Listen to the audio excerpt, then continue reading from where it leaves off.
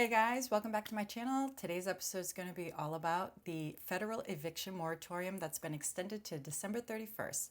So let's get right into it. The virus has made some shit crazy. With unemployment and stay-at-home orders, renters can't pay rent. Effective September 4th, the Centers for Disease Control and along with the Department of Health and Human Services has issued an order to temporarily halt evictions, and this is to prevent further spread of COVID.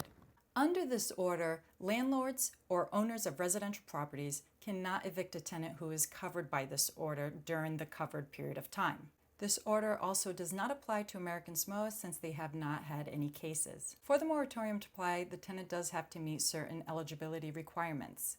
The tenant also does have to provide the landlord with a declaration form.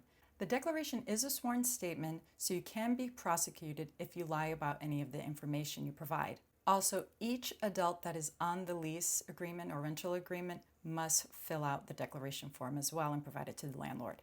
I've provided a link in the description so you can have a copy of that declaration form if you need it. So the tenant must meet all 5 of the following requirements that are on the declaration. 1 is that you use to the best of your ability to obtain all government assistance for rent or housing. Requirement 2 is you do not expect to make more than $99,000 for the year 2020, or if you filed jointly, not more than $198,000. You weren't required to report any 2019 income to the IRS, or you received a stimulus check. Number 3, you are unable to pay your full rent or housing payment due to substantial loss of household income, loss of work hours, you were laid off, or extraordinary out-of-pocket medical expenses. What that means is that those medical expenses will not be reimbursed and they amount to 7.5% higher than your annual adjusted gross income. Number 4, that you are trying your best to make partial payments as close to the full amount of your rental payment for your circumstance. And number 5 is that the eviction would either make you homeless or force you to move into a tight quarter living space, a shared living space, and because there's no other housing options available for you. Again, all 5 of these requirements have to be met to qualify. Now, again, this is a federal moratorium, so please check with your local laws to see if there are other moratoriums in place. Please keep in mind as well that if you aren't making your payments, the rent technically is still due. So you're essentially going to have a balloon payment at the end of this moratorium.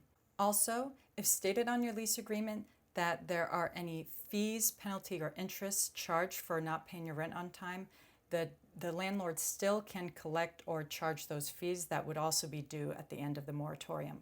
I've been a landlord in the past, and I believe in these situations the best thing to do is try to work something out with your landlord now so that you don't have that balloon payment. Maybe you can set up a payment plan if possible.